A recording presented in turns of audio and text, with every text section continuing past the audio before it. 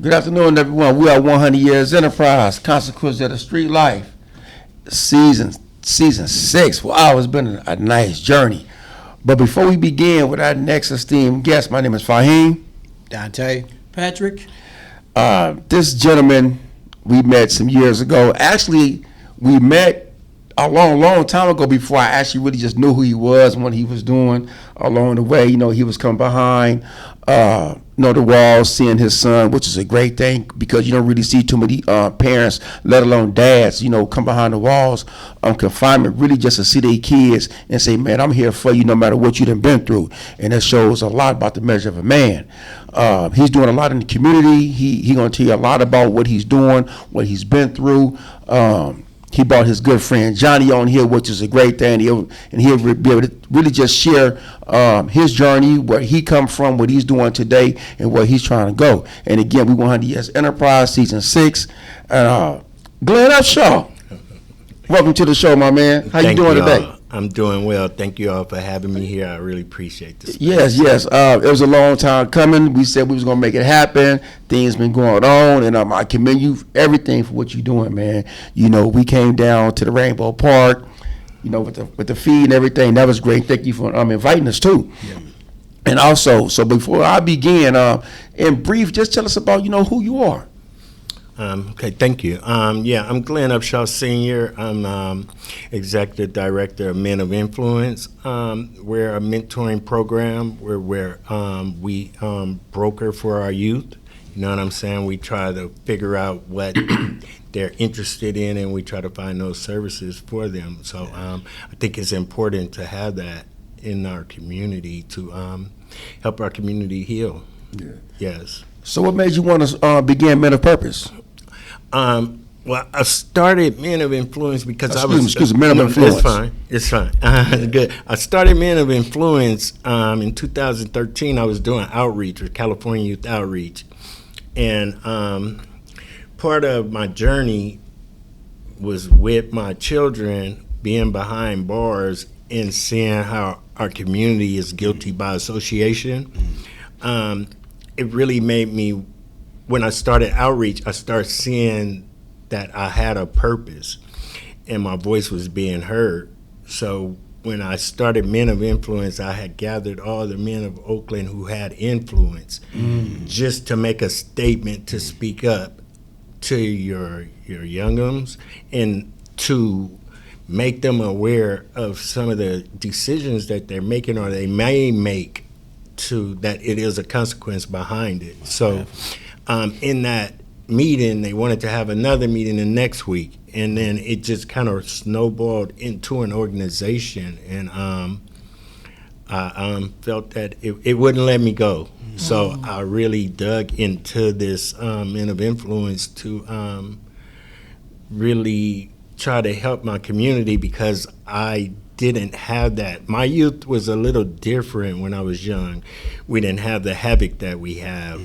Even when I got a little older, that's when the crack epidemic came. Right. It wasn't that bad at the time, but I didn't know we were creating a monster. Yeah. So in that's another reason for Men of Influence, is to try to clean up that mess that we all made back in the 80s, 90s, that created what we have now. Absolutely. Thank you. Yes. You want to jump in? Yeah, Mr. Upshaw. Yes, sir. It's a pleasure, honor to meet you today. To have you here, truly a blessing. So I don't know if you ever been to prison, but this podcast, but it's about the consequence of the street life, right? So I'm quite sure that you've seen something, growing up in your life that led you to go right instead of probably left. Because me growing up, the things that I seen, I went left. Instead of taking the things that I did see and go right, I didn't. So what can you say to the youth today, your journey, and what made you do the right thing and get into the organization that you in, the Men of Influence? Because that's a beautiful nonprofit that you in. Appreciate that. Thank you. So I almost went to prison. They gave me a 90-day op. Okay. That's when Vacaville was receiving. Yeah. I did the op. The observation deemed me for county. my first day in prison at Vacaville, it went down. I mean, it was something that for a first time offense, a person to see what goes on there, you really have to be ready for it. It's a jungle, you know what I'm saying? And it can make you or break you. So you either have to be in it one way or another. So sometimes our youth feel, I explain to them, they see it in their head one way, but they don't never think of those consequences. Right. They always see that they're going to win. And when you don't win, you have to be prepared for what those consequences are. And once that judge sentences you to wherever you're going, me and Johnny was just talking about how juvenile hall is kind of like a preschool to prison. So it makes it seem like it's kind of joyous, it's fun, it's not really that serious, but when you get behind those walls, it's serious, and you can't knock on the door and say, okay, time out, let me out, I quit. It's on, it's there. So it's I try to prep them for, if you do decide, I don't judge anyone, but if you do decide to take that route, be prepared. But it's no time out. It's no stop button. So I try to make you aware of that portion right there, because that's the biggest portion in a person's life, is the decision that they make at that moment. Exactly. That can cause a lot of grief. Exactly. Thank you. Appreciate it. Okay. Mr. Upshaw. Yes, sir. We're talking about Oakland, California. Yes. Right? Yes, sir. What's the difference in when we were youth, right? I'm gonna speak for me, 70s, 80s, some 90s, right? To what the youth are right now. Like, what you think the biggest difference is?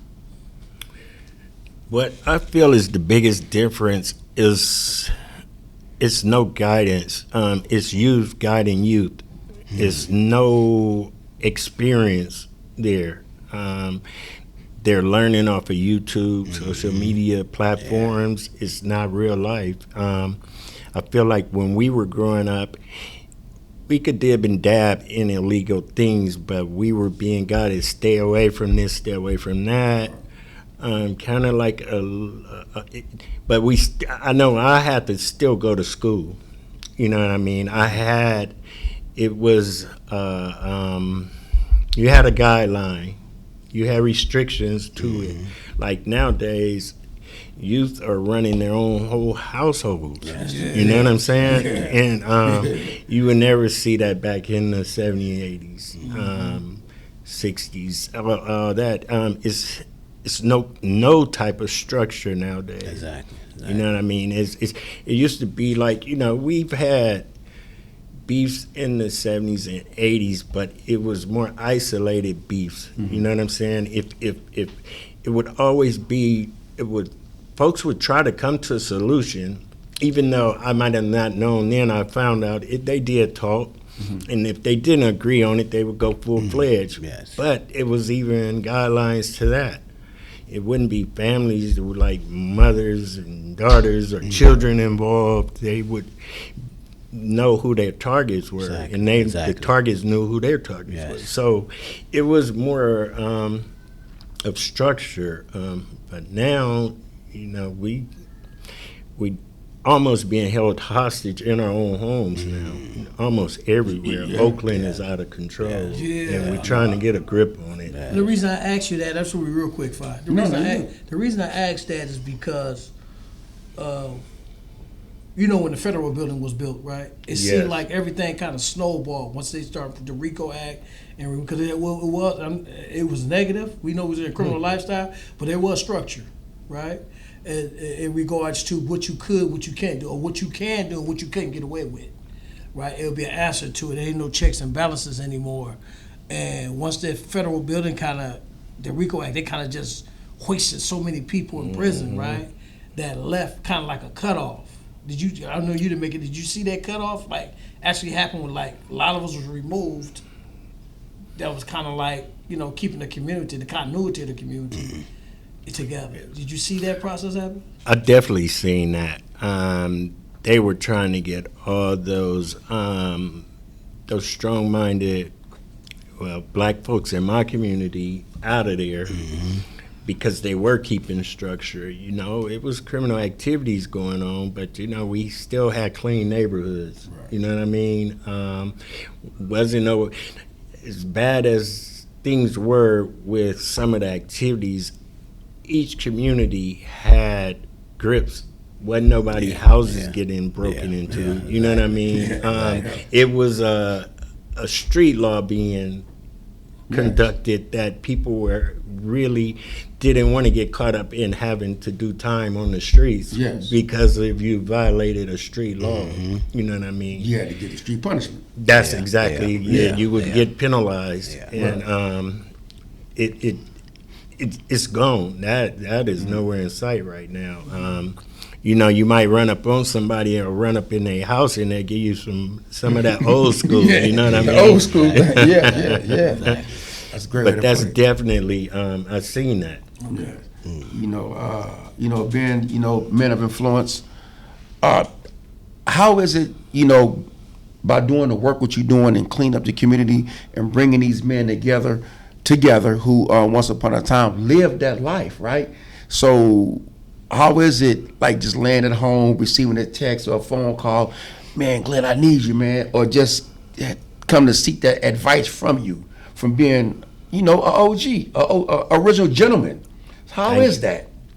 Yeah, it sure get overwhelming at time, but this is something that I've put an oath to that I was going to be here for the community, for my part in this. Right. You know what I'm saying? Whether I did sell drugs or didn't sell drugs, I feel like I owe this to my community. Absolutely. Because I was getting this from my community when I was coming up. Yeah.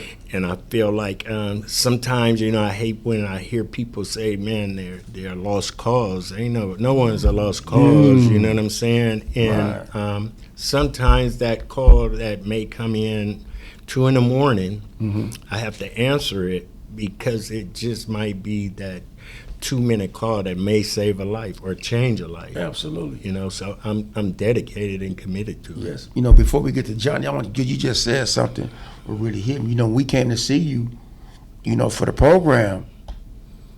There's a lot of young brothers out there our age. So when you came walking out, everybody looked. Man, how y'all get the old man out the house? Right? That was a trip. Like, what y'all mean? Like, man, he don't come out the house for nobody. So for me, it was kind of an honor. I'm like, I guess we are somebody. Yes, you know what I mean? It was just a connection, and a shout out, man, to your son Wayne. Man, that's a good brother. We met with Wayne, and for you passing torch down to your kids. Yes, sir. And watching them doing what they doing. Thank you, my brother. Yes, truly a blessing. And just saying, because he told us some years ago, man, y'all gonna have to connect with my pops, man. Yes. He been asking, we gonna make it happen. But also, while you doing this work, you been steadfast by somebody, man, for a long time. How was that process of staying fast with my brother Johnny right here, man? How was that, Johnny? From y'all two going together, now you home. How was that? Man, it's just beautiful, man, to know that, I was born with 3 other brothers, right? And to have another brother, that's been there for me my whole life. That was just a beautiful thing, especially after what I was going through, being incarcerated since 1984. I get emotional. Welcome home. When I talk about this, because I really love this brother. Indeed. Never once denied me, been there for me every step of the way. And I take my hat off to him, And like you say, what he has his kids doing, from his youngest daughter Jewel, exactly, to his sons, it's beautiful, man. You don't see that, and it's needed. It's needed. It's truly a blessing, man. That's true brotherhood. you know, to have somebody be there in your corner, you know, at a time of need. I feel that. I truly feel that. And welcome home. You know, and if you don't mind, you know, giving the audience, you know, let them know how much time did you do? 39 years. 39 years. And you know, all of it, you know, I imposed on myself. Yes. You know what I mean? I was sentenced to 27 to life for taking a young man's life, you know,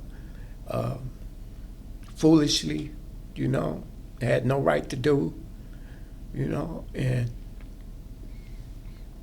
I could have been home, but, you know, prison, it wasn't designed to make you a better person. Exactly. You know, when I went to prison, I became a worse person. So, you know, I was, you know, as some of you know, deeply involved in the politics of prison, you know, and I was constantly still committing crime within prison. So I kept myself in prison, you know. I worked, in fact, hard and bad as I wanted to come home, I did more to stay in prison, to keep myself there, than I did to earn my freedom. Yes. And it wasn't until 6 years ago that, you know, I decided to change my life, man, and stop the foolishness, and, you know, and start honoring my parents, my God, you know, and myself, you know, and doing what it takes to come home, you know. Yes. How did that feel to make that change? I feel great. Yes, sir. Yes, sir. That's right. I've been getting just like blessings every day. Yes, you sir. know, they just come when you least suspect it. Sir. And you know, I was working last night. I was telling the guy, I work for 5 Keys. I work with the homeless. Okay. And I was training a young Keys. Oh, excuse me. Yes, I was training a young man, about 30-year-old man, youngster, a new employee last night, and I was telling him that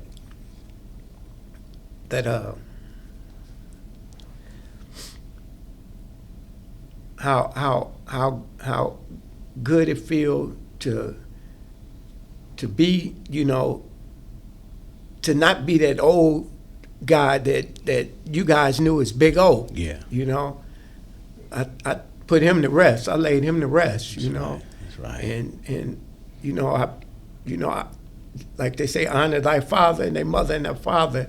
You know, they named me Johnny. So, you know, when I was a kid, I used to be like, man, that name's Square, man. You know, I hated that name, man, but I love it now. You know, because that's who I am. That's right. You know? know, that's right. Get back to your authentic self. Back to my authentic self, man. You know, and you know, I went through a lot of metamorphosis in prison, man. You know, I went like I say, man, I went in there, you know, for committing a real heinous crime and knowing better, but did it, you know, to still knowing better and becoming worse and worse. Went through addiction, all kind of different things, you know. I had to overcome, you know, and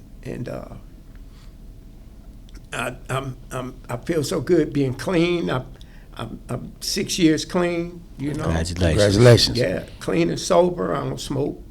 I don't drink. I don't do nothing, you know. But try to be a good person. Yes, sir. Yeah. Yes, sir. And try to give back. And the work I choose to do now with homeless people, that even helps me because it keeps me humble. Yes. You know. Yes. And teaches me how to treat people with dignity and respect. You know what I mean? Yes, sir. Yes, sir. Sir. So I feel like everybody deserves that. Yes, definitely. Yeah. Definitely. I got it.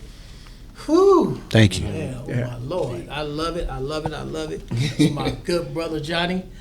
Johnny, listen here. I walked years with you on the yard. Yes. I know exactly what you said is real talk. Right. And when you get back to your authentic self, right, you know there's a God. Yes, sir. Right? We all was there. You know how I used to roll. I know how I used to roll. Yeah. But at the same time, right, the beauty of it is, right, once you're able to get back to your authentic self and work on yourself, right, and have that straight path, what we call the Sirata Mustaqim, Yes, sir. the straight path, Straight right, path. the world just be beautiful, Right. right? Yes. And so, you know, I just want to say, man, you know, I almost want to cry because I didn't even know you was coming. Yeah. Right. Yeah. That's how I know this brother. He know I know him. Yeah. You know, and so it humbles me to see you humble. It's like the work that we do. It's a blessing. God blessed us. Yes. And you getting ready to die, right? And I see it. Right. Right? Right. See, people don't really understand the sure. gift that God gave us. Like, he gave us a second chance, one. Yes. Now we getting back and we giving back to our community that we helped corrupt, right? Right. That's the best thing we can do. Right. Right? That's the healing. You know, regardless what everybody think about or what are they talking about, this is what I'm doing. This is my purpose. Exactly. So I just want to say, man, you know, in all honesty and all respect to you, Johnny, man, I love you. Yeah. I'm so happy you home, man. Same here, and brother. them tears, I know it there because I did the same thing. Yeah, man. I know it's like, wow. It's like an aha moment, like, wow. So, man, I commend you for that, man. For real. Glenn, how was it for you when you found out that he got a parole date and he was on his way home? How was that? Oh man, I was so happy. I was so happy. And I knew he could come home, and I never lost faith to it. And it's been a pleasure having him home, definitely. Yeah. Got your road dog with you. Y'all better go. That's right. That's how it go, though. That's right. That's how it Without go. a doubt. Talking about. That's Man, right. You already know what you got in him. He know what he got in you. That's the best feeling in the world. That's right. Yes. You know what I mean? In fact, as you guys know, we go through a parole board and we get found suitable, and then we wait. You know, we go through a process of waiting 5 months before we come home. Right. And I didn't even tell nobody I was coming home. He didn't know. I didn't tell nobody. You know. only So one he was knew. already. So you was already home. I was home. Nobody knew but my immediate family. You know, and not even cousins. Nobody knew Okay. but my sisters and my nieces and nephews. You know, 'cause my parents are gone. Right. You know, Hate to hear that. and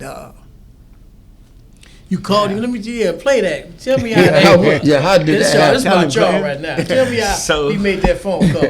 Yeah, so normally I hadn't heard from him in a hot minute, and I didn't know why. But when he did call and let me know he was home, it took me for a loop because I had no clue. But I was so glad to hear that he had got a date to come home, and I had to come see him. That's right. You can't see him at the transition house.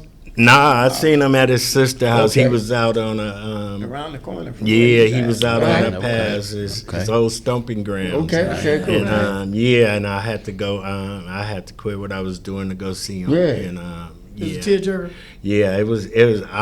I cried after I left him.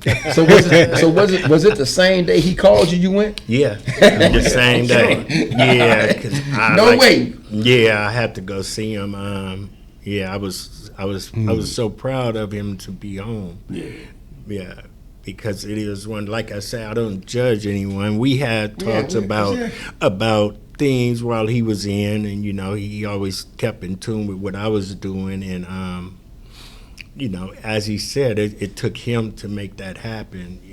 You can't twist somebody's arm, and he was ready to come home. Yes, exactly. Yeah, and he did it. Yeah, he did it. So let me ask you this, Johnny. You said like 6 years ago that you just had that 360-degree change, right? What happened though in your life to say, you know what, I need to change my way of thinking? Well, I had went down a dark path. I had addiction. I became addicted to heroin, snorting heroin. Like a lot of our young black men are doing.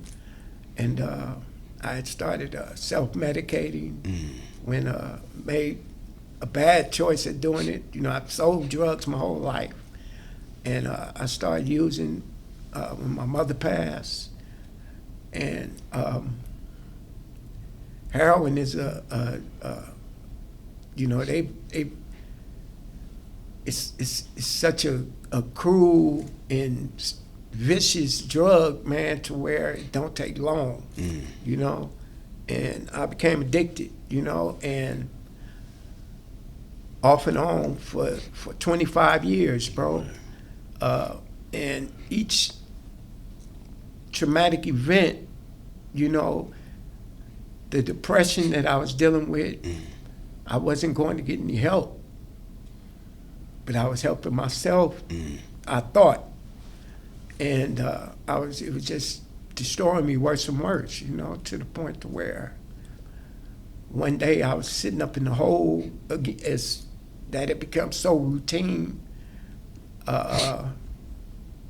and behind people, was such a terror in prison to where I would have people fearing me, you know, and people would drop kites on me, get me rolled up. You know what I mean? So I'm in the hole, and now when you're in the hole for non-disciplinary, because that's a non-disciplinary type of, you can get a phone call. And so this is the first time, besides when my mother had passed, that I was able to get on the phone in the hole. And I called my niece, and who I seen her whole life. I was in prison, you know, and our bond is like so incredibly close to where, you know, and I knew she thought the world of me. Yes. But she never knew who I really was, you know. And I confessed to her what I was doing, you know. And I felt like that was the only way I was going to get the strength to overcome that. And that was the right choice for me, because I made a promise to her that I was going to stay clean, and I did. Stay the man in your word. Started doing my groups, NA, you know, in AA, and every other group I can think of, you know. But that to overcome that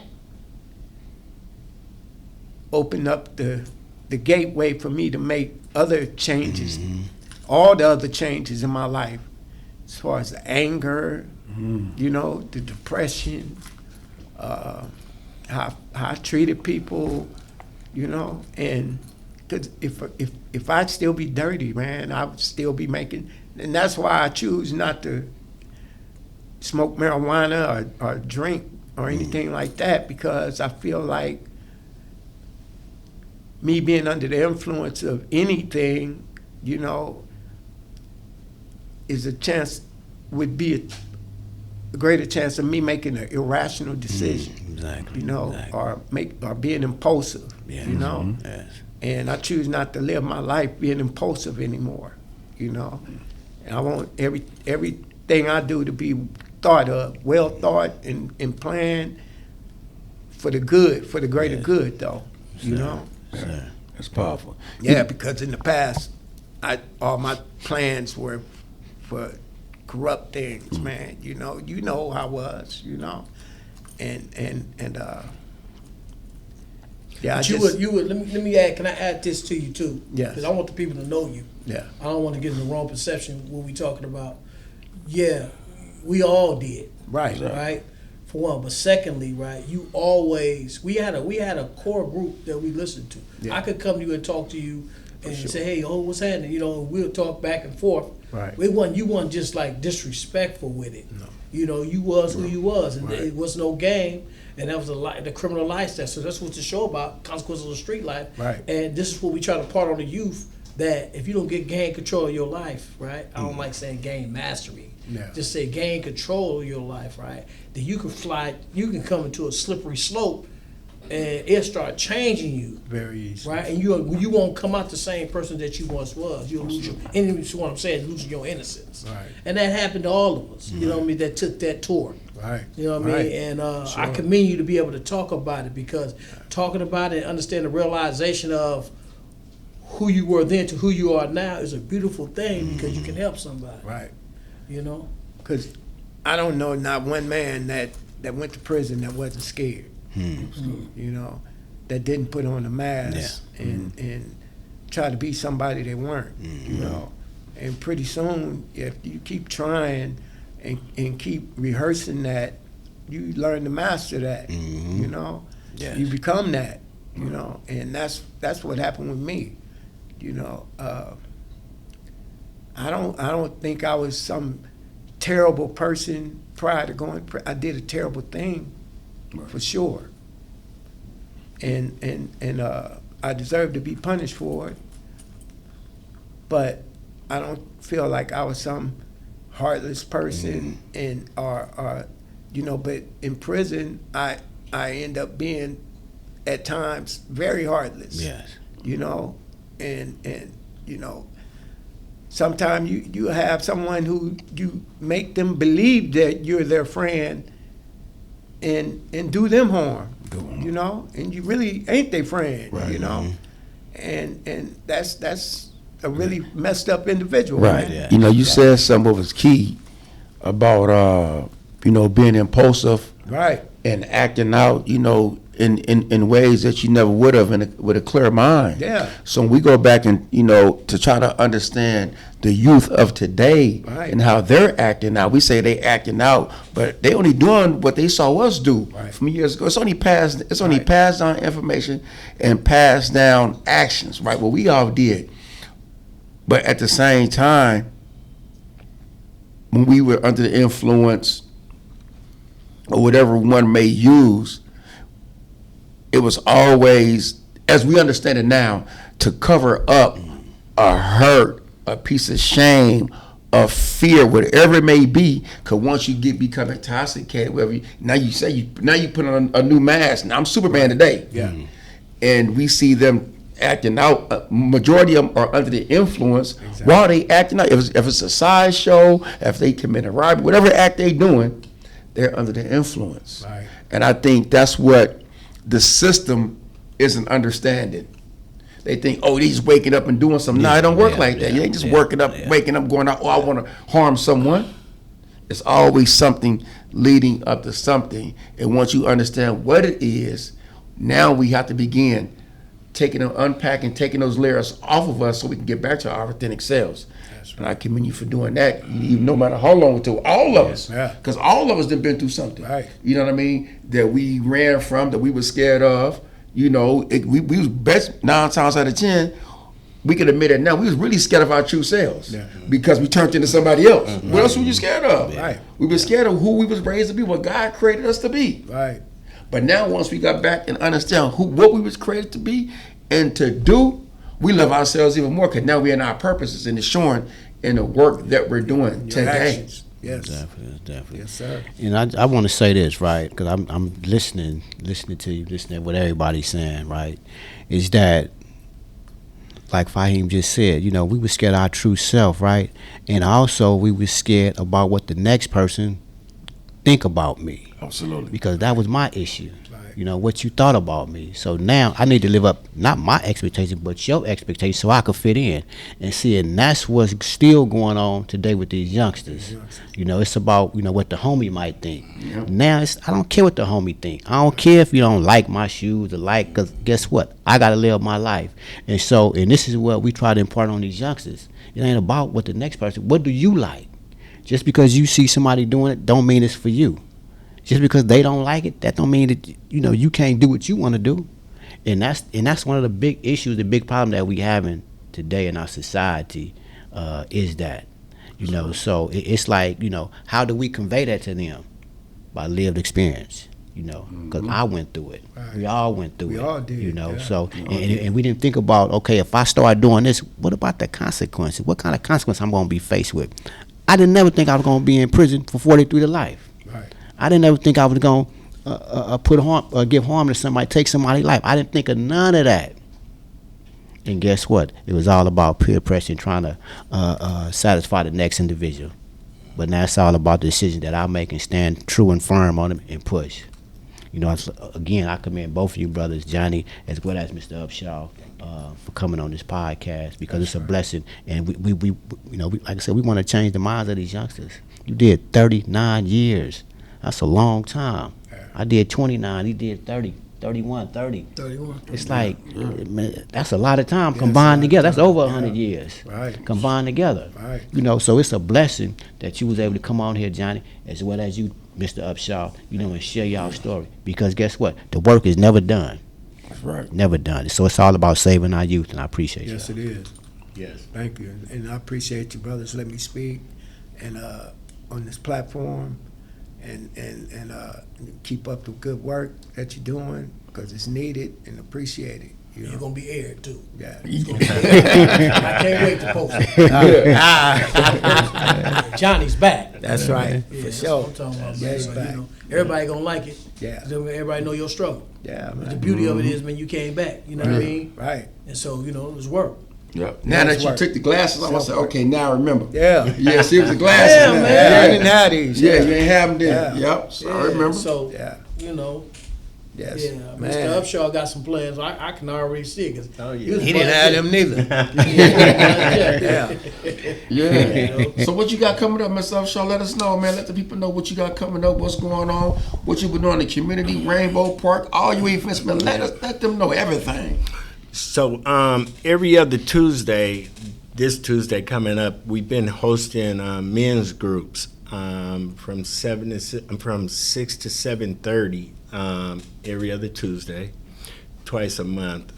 So if fifth Tuesday fall, it won't be, but it's Almost online, in person, where, you know. it's at Rainbow. Okay, Sorry Rainbow, about that. okay. It's at Rainbow Rec the first and third Tuesday. I'll say it like that. What time?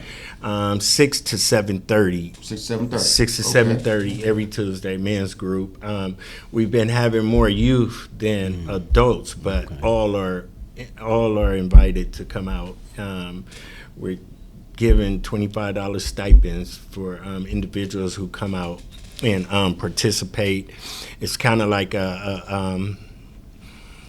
we have a curriculum that we're trying to push about real life skills, Yes. and sometimes it might just go into a general conversation if it's a event that's really just like affecting our community. We'll just go in on that, depending on what the group is feeling like. But that's one thing that we're pushing. Also, we're trying to figure out what we're going to do for the summer for our youth at Rainbow. But and also we meet every Friday, and that's you guys are invited anytime on Fridays at 5:00 on Fridays. We meet, and that's part of the planning committee. That's at Rainbow Park too? At Rainbow Park. Okay. If any organizations want to come out and have a proposal that they might want to do in conjunction with Men of Influence, you just drop in. You know we coming. Come on through, come on by. And I work with Youth Alive. Yep. The violence interrupter manager there.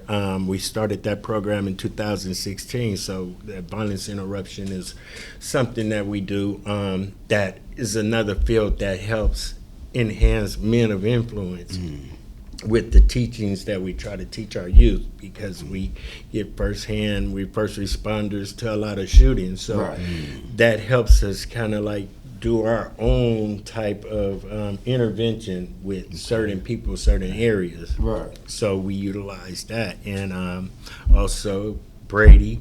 Yep. Brady Unite, you and I are trying to collaborate. Yes. And Brady is hosting a summit next month in Philadelphia. I won't be able to make it. It's on the 16th and 17th at the arena. I don't know what it's called, where they play football. Oh, okay. So it's going to be really nice. It's a 2-day summit. We just had our first summit in California last year, so we hosted over in Millbrace. But it was really nice, and I can't go there. But I wanted to try to bring procurement out here to Richmond, we have been trying to collaborate. Yes. I told Brady about you all. But that's when you went to event. Yes. Yeah. I don't know. Did you ever get to see that clip? I saw it. Okay, good. I saw it. So, I've been telling Brady that I was coming to speak with you all, and I would mention him. But the procurement is about crime guns. Mm-hmm. So I work on crime guns. I'm the coordinator in Oakland. And crime guns also enhance the work because crime guns are coming from bad gun dealers. Yes. And right now, OPD is one of the supporters of these bad gun dealers because they buy all their weapons from this gun dealer. All we're trying to do is get these gun dealers to abide by the law, but we also want the police to abide by the law because this is helping more crimes happen in our community. Right. And we're trying, procurement is to get data on crime guns. So when OPD get these guns off the streets, we want to know where they come from. Yes.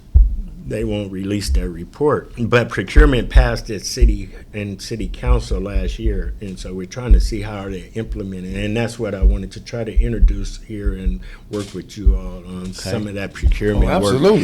Because I think it's necessary. You know, the more that I'm in the work, the more that I'm trying to be educated on how some of these things. So like in the 80s, the dope was dropped in our community. Mm-hmm. So right now, these guns are being dropped in our community. So they keep finding different systems and ways of trying to destroy us. And I'm so glad that Brady allowed me to be a part of this because I had no clue till I done a gun tracing with them. And the gun tracing was showing how all these guns was hitting certain communities. So then I became a part of Brady, and it's opened my eyes to so much. But I definitely want to share that with you guys. Yes, I appreciate that. But I wanted to put it out there because I think it's essential for us to know, to educate our community, not just on that, but to go down and vote, you know, on some of these laws that are being brought up. Because how do people gonna know about the information if they're not hearing it? Right. Exactly. And as you guys mentioned in the last segment about credible mentors, that's what I know you guys are, and that's what I'm trying to become to my community. No, you are a credible. You are credible. Sure. And yes. No, you are. That's thank you for that. But that's what helps us let the community know because we had the credibility to bring it to them. Yes. So is that the Rainbow Center where Chief Smith used to box at all the time? Is that the same Rainbow Center or the Rainbow Park? No, you talking about a Royal Park. Royal Park. Because I be talking to him sometimes. He be calling he trying to come home. I know. I thought he was getting closer. Still in Tracy? He in Old Folsom. Yeah, I thought they moved him recently. I mean, a few years back. He really trying to, work with the kids. He'll be a valuable asset. I think so. You know what I mean? Y'all need to connect with him because he really want to do the work. Yes. You know, his heart is wide open, man. Yeah. And he'd be a great asset. Yeah, you know what I mean? That's very true. Very true. Rainbow is 5900 International, right off Seminary. Mm-hmm. Okay. Yeah. Mm-hmm. And again, man, shout out to you, Glenn, you, Johnny, for coming on the show. Man, we appreciate you all. You know, we're going to give a shout out to Chevron, our sponsor, you know, from allowing us, well, not allowing us, but, you know, supporting us at things what we do, and we appreciate that. And again, shout out to your daughter for coming here. We appreciate you for coming on. She got the camera. My man Gabe, G26 Production, you know, Gabe the Funk. We appreciate you, Gabe, for everything you've been doing with us. Also, we are 100 Years Enterprise. But if you want to find us, follow us. Like, share, and subscribe our YouTube page, 100 Years Enterprise Podcast, or you can look at the 1H.